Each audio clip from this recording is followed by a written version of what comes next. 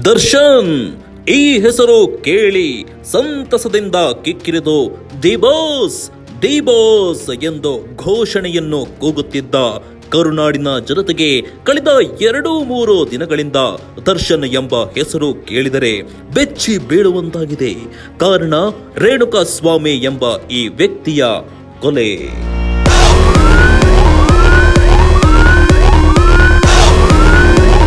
ಅಷ್ಟಕ್ಕೂ ಏನು ಪ್ರಕರಣ, ಯಾಕೆ ಕೊಲೆಯಾಯಿತು, ಇದೆಲ್ಲ ನಿಮಗೆ ಆಲ್ರೆಡಿ ಗೊತ್ತೇ ಇದೆ.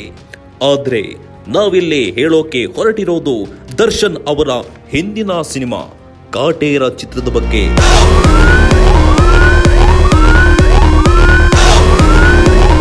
ಹೌದು ವೀಕ್ಷಕರೇ, ನೀವು ಯಾವತ್ತಾದರೂ ದರ್ಶನ್ ಅವರನ್ನ ಕಾಟೇರ ಚಿತ್ರದಂತಹ ಪಾತ್ರದಲ್ಲಿ ಕಾಣಿಸಿಕೊಂಡಿರುವುದನ್ನ ನೋಡಿದ್ದೀರಾ?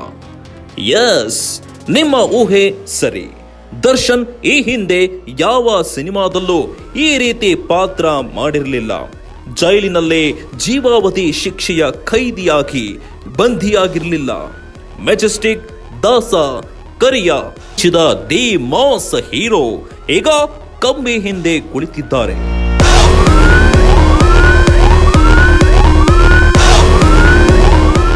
ದರ್ಶನ್ ಕೇವಲ ಸಿನಿಮಾಗಳಲ್ಲಿ ಮಾತ್ರ ಮಾಸ್ ಅಲ್ಲ, ನಿಜ ಜೀವನದಲ್ಲೂ ಮಾಸ್.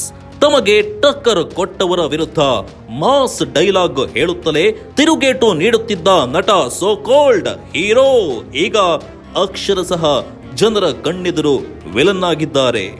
ಅಂದ್ರೆ ಇದರ ಹಿಂದಿನ ಕಥೆ ರೋಚಕವಾಗಿದೆ. ದರ್ಶನ್ ರವರ ತಂದೆ ತೂಗುದೀಪ ಶ್ರೀನಿವಾಸ್ ಸಿನಿಮಾದಲ್ಲಿ ತಮ್ಮ ಕ್ರೌರ್ಯ ಅಟ್ಟಹಾಸದಿಂದಲೇ ಖಡಕ್ ವಿಲನ್ ಎಂದು ಹೆಸರುವಾಸಿಯಾಗಿದ್ದರು. ಅವರ ಮಗ ದರ್ಶನ್ ಕನ್ನಡ ಚಿತ್ರರಂಗದಲ್ಲಿ ನಟನಾಗಿ ಅವಕಾಶವನ್ನ ಪಡೆದು ಚಾಲೆಂಜಿಂಗ್ ಸ್ಟಾರ್ ದಿ ಬಾಸ್ ಎಂದು ಖ್ಯಾತಿಯನ್ನ ಪಡೆದಿದ್ರು. ಇವರ ಖ್ಯಾತಿ ಎಷ್ಟರ ಮಟ್ಟಿಗೆ ಅಂದ್ರೆ ಸಾಲು ಸಾಲು ವಿವಾದಗಳು ಇವರ ಬೆನ್ನಿಗೆ ಬಿದ್ದರು. ಇವರನ್ನ ಬಿಟ್ಟು ಕೊಡದ ಅಭಿಮಾನಿಗಳು ಇವರ ಪರವಾಗಿ ನಿಂತರು. ಸದಾ ಒಂದಲ್ಲ ಒಂದು ವಿವಾದಗಳಲ್ಲಿ ಸಿಲುಕಿಕೊಂಡು ವಿವಾದಾತ್ಮಕ ಹೇಳಿಕೆಗಳನ್ನ ನೀಡಿ ಸುದ್ದಿ ಆಗ್ತಿದ್ದ ನಟ ದರ್ಶನ್ ಚಿತ್ರರಂಗಕ್ಕೆ ಬಂದ ಶುರುವಿನಲ್ಲಿ ಹೀಗಿರ್ಲಿಲ್ಲ ಎಂದು ಅವರನ್ನು ಹತ್ತಿರದಿಂದ ಕಂಡ ಆತ್ಮೀಯರು ಹೇಳುತ್ತಾರೆ. ಆದ್ರೆ ಸಾಲು ಸಾಲು ಸಿನಿಮಾಗಳು ದರ್ಶನ್ಗೆ ತಂದುಕೊಟ್ಟ ಗೆಲುವು ಅವರಿಗೆ ನಾನೇನೇ ಮಾಡಿದರೂ ಸರಿ, ನಾನು ಏನೇ ಮಾತನಾಡಿದರೂ ಸರಿ ಎಂಬ ನಿರ್ಧಾರಕ್ಕೆ ಬರುವಂತೆ ತೆಗೆದುಕೊಂಡು ಹೋಗಿತ್ತು.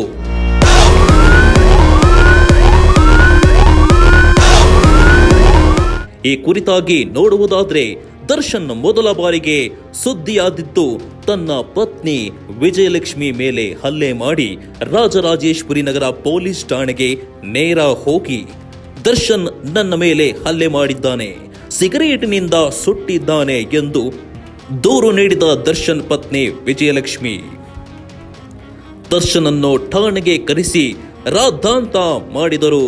ಇದರಿಂದ ದರ್ಶನ್ ಠಾಣೆ ಮೆಟ್ಟಿಲು ಏರಬೇಕಾಗಿತ್ತು. ಕರುನಾಡು ಮೆಚ್ಚಿದ ಚಾಲೆಂಜಿಂಗ್ ಸ್ಟಾರ್ ಮನೆ ಸುದ್ದಿ ಬೀದಿಗೆ ಬಂದು ಅಪಮಾನ ಎದುರಿಸಬೇಕಾಯಿತು.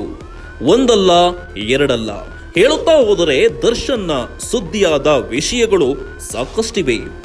ತನ್ನ ಸಾಕು ಕುದುರೆಯನ್ನ ಗುಂಡಿಟ್ಟು ಕೊಂದ ವಿವಾದ, ಸಹನಟನ ಮೇಲೆ ಹಲ್ಲೆ ವಿವಾದ, ಮೈಸೂರಿನಲ್ಲಿ ಹೋಟೆಲ್ ಸಿಬ್ಬಂದಿಗೆ ಥಳಿಸಿದ ವಿವಾದ, ನಿರ್ಮಾಪಕ ಉಮಾಪತಿಯೊಂದಿಗೆ ಕಿರಿಕ್, ಹೀಗೆ ಹೇಳ್ತಾ ಹೋದ್ರೆ ದರ್ಶನ್ ಪಟ್ಟಿಯಲ್ಲೇ ಒಳ್ಳೆಯ ವಿಷಯಕ್ಕೆ ಸುದ್ದಿಯಾದದಕ್ಕಿಂತ ವಿವಾದಗಳಿಂದ ಸುದ್ದಿಯಾದದ್ದೇ ಹೆಚ್ಚು. ಈ ಎಲ್ಲಾ ವಿವಾದಗಳು ದರ್ಶನ್ ರ ಒಂದು ಮುಖವಾದರೆ ಈಗ ಮುನ್ನೆಲೆಗೆ ಬಂದಿರುವ ರೇಣುಕಾ ಸ್ವಾಮಿ ಕೊಲೆ ಪ್ರಕರಣ.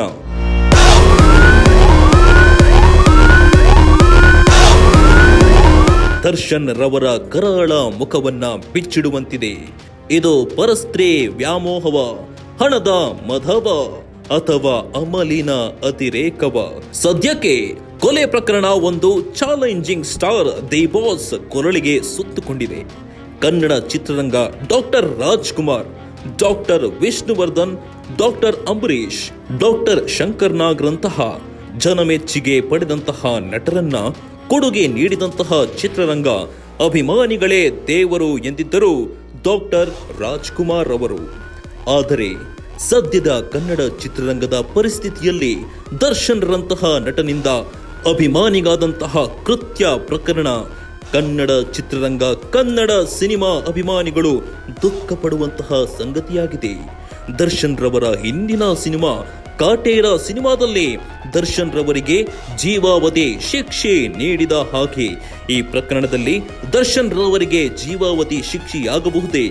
ಸಿನಿಮಾ ನಿಜ ಜೀವನ ಹೋಲಿಸಿಕೊಂಡರೆ ನಟ ದರ್ಶನ್ ಈ ಪ್ರಕರಣದಲ್ಲಿ ಸಿಲುಕಿರುವುದು ಕಾಕತಾಳೀಯವೇ ಅಥವಾ ದರ್ಶನ್ ಕಥೆಗೆ ಕಾಟೇರ ಸಿನಿಮಾವೇ ಮುನ್ಸೂಚನೆಯೇ? ಎಲ್ಲವನ್ನ ಕಾದು ನೋಡಬೇಕಾಗಿದೆ. Bureau report, TV11.